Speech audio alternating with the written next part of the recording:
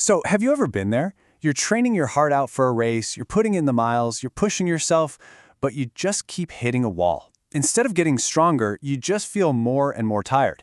It's one of the most common frustrations for any runner out there. It really makes you wonder, right? Is that whole no pain, no gain thing actually holding you back? Well, today, we're going to dive into a source that explores a totally different approach, one that might just change everything you thought you knew about running.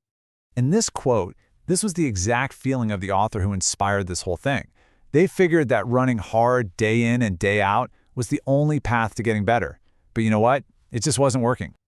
Does any of this sound familiar to you? That deep fatigue that just never seems to go away? The motivation that completely vanishes? And that awful feeling when running starts to feel less like a joy and more like a dreaded chore? Yep, this was the reality of overtraining. Just when they were on the verge of total burnout, they stumbled onto a training philosophy that completely flipped the script.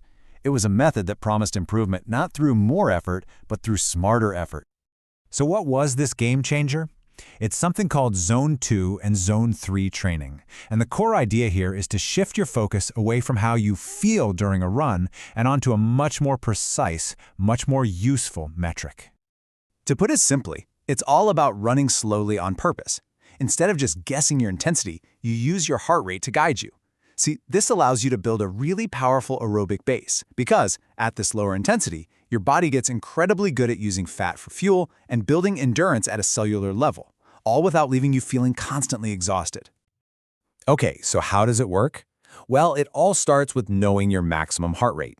Now, a super simple way to get a rough estimate is just to subtract your age from 220. So, for example, if you're 40 years old, your estimated max heart rate would be somewhere around 180 beats per minute. Now, this is just a starting point. There are more accurate tests, but that number is the foundation for figuring out all your training zones. So let's break down these zones. First up is Zone 2. Think of this as your easy, conversational pace where your heart rate is between 60 to 70% of your max.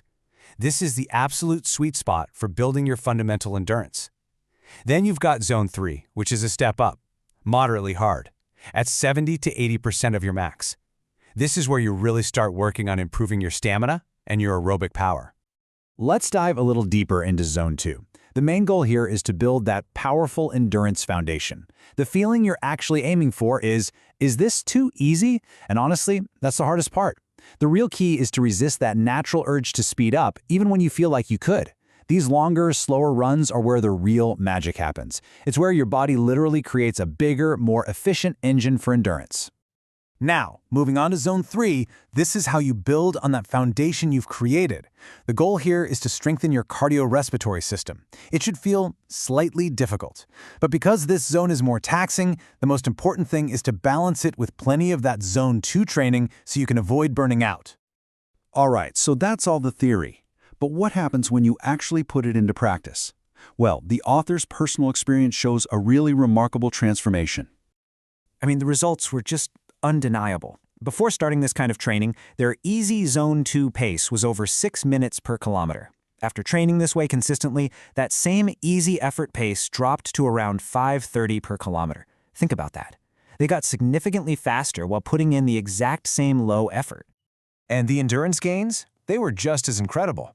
Suddenly, running 20 or even 30 kilometers, distances that used to be a massive undertaking, became just normal, manageable runs that didn't leave them completely wiped out for days. That constant fatigue it disappeared. But you know, the benefits went way beyond just pace and distance. The author found they could actually get out and run even on days when motivation was super low, simply because a Zone 2 run felt so easy and manageable. They could run longer without that mental struggle. Their easy pace got faster, and maybe most importantly, their confidence as a runner absolutely soared. This whole journey, from total burnout to a real breakthrough, revealed a fundamental, if a little counterintuitive truth about what it takes to get better as a run. And here it is, the core lesson. Running slowly is, in fact, the shortest path to getting faster. By building that massive aerobic foundation with low-intensity running, you create the capacity for speed and endurance that just constantly pushing hard can never provide. So, we'll leave you with this question. If you feel like you're stuck in your own training, maybe it's time to stop pushing harder and start training smarter. What if slowing down is exactly what you need to finally break through?